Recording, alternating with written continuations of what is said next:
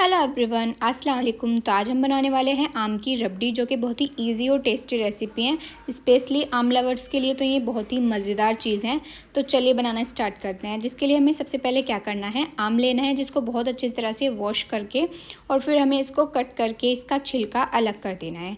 बाकी जब इसका छिलका अलग हो जाएगा, इसको हमें मिक्सी के जार में डालकर बहुत ही अच्छी तरह से ग्राइंड कर देना है। इसका कुछ इस तरह से पेस्ट बनकर रेडी हो जाएगा। फिलहाल हम इसको साइड कर देंगे। इतना हम लगे कढ़ाई में 3 पाव के लगभग दूध, जिसमें हमें मलाई भी डाल के रखनी है।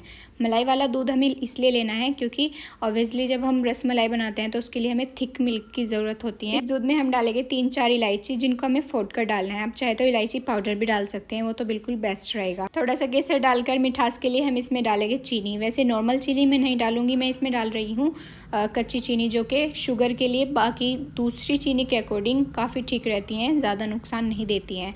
और इसको हमें बहुत देर तक अच्छी तरह से पकाना है, जब तक ये काफ़ी थिक ना हो जाए। जब ये अच्छी तरह से पक जाएगा, फिर हम इसमें जो हमने आम का पेस्ट बनाया था उसका हाफ इसमें ऐड कर देंगे। हाफ हम एक साइड कर देंगे क्योंकि हम उसको बाद में यूज़ करने वाले हैं। आम के पेस्ट को इस दूध में ऐड करने से पहले हमें गैस की फ्लेम को बंद कर देना है, चलाना नहीं है, अदरवाइज़ ये फट जाएगा। फट कर ये बहुत अजीब लगता है, जैसे कि खीस बना देते हैं भैंस के दूध का।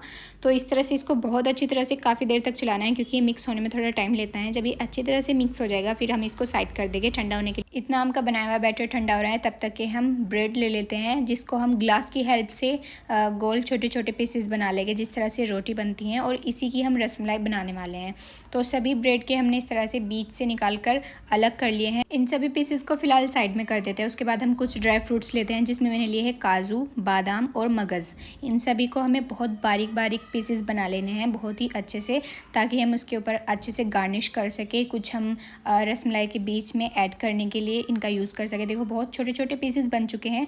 और फिर जो हमने आम का बैटर हाफ बचाया था, उसमें इसकी 2-3 चम्मच हमें डाल देनी है और इसको बहुत अच्छी तरह से मिक्स कर देना है। जब ये अच्छी तरह से मिक्स हो जाएगा, फिर जो हमने ब्रेड की रोटी बनाई थी उसकी हमें एक रसमलाई में 2 रोटी का यूज़ करना है। हमें सबसे पहले एक ब्रेड का पीस लेना है, उसके ऊपर ये बैटर रखना है और इसको अच्छी तरह से स्प्रेड करके फिर हमें दूसरी रोटी लेनी है, उसको इसके ऊपर रखकर अच्छी तरह से हमें चारों तरफ से दबा देना है, ताकि ये अच्छी तरह से आपस में चिपक जाए।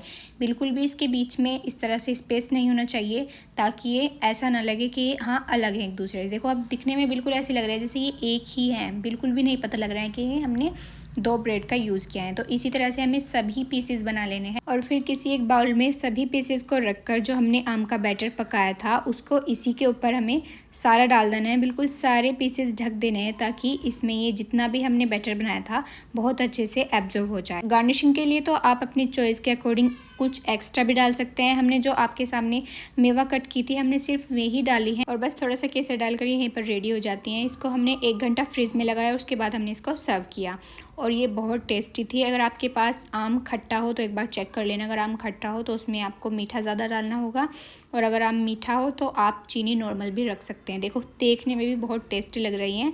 और स्टार्टिंग में मैंने जैसे आपको बताया था कि आम लवर्स को तो ये बहुत ही पसंद आएगी। तो चलिए आप भी बनाकर दिखाइए। और हाँ, बनाते टाइम आपके दिमाग में इस रेसिपी को लेकर कुछ भी क्वेश्चन आता है तो आप बिल्कुल पूछ सकते हो। इस रेसिपी से नहीं, मेरी जितनी भी रेसिपीज़ हैं, किसी भी रेसिपी के रिलेटेड आपको कुछ भी क्वेश्चन करना, आप कमेंट कर सकते हैं। बेफिक्र मैं आपको ज़रूर रिप्लाई करूँगी। और बस इसी तरह से मैं कुछ नया ट्राई करने की कोशिश करूँगी आपके साथ। कुछ अच्छे से अच्छा, बेटर से बेटर रेसिपी लाने की कोशिश करूँगी। यहीं पर ख़त्म करते हैं आज की video. Thanks for watching my video, bye bye. और प्लीज़ बैकग्राउंड की वॉइस को इग्नोर करना। मैं हमेशा बहुत शांति में बहुत टाइम निकाल कर वॉइस ओवर करती हूँ, बट आज मेरे पास टाइम नहीं था और वीडियो अपलोड भी करनी ज़रूरी थी। और हमारे घर के बाहर बहुत शोर करते हैं बच्चे, देखो अब भी आवाज़ आ रही है।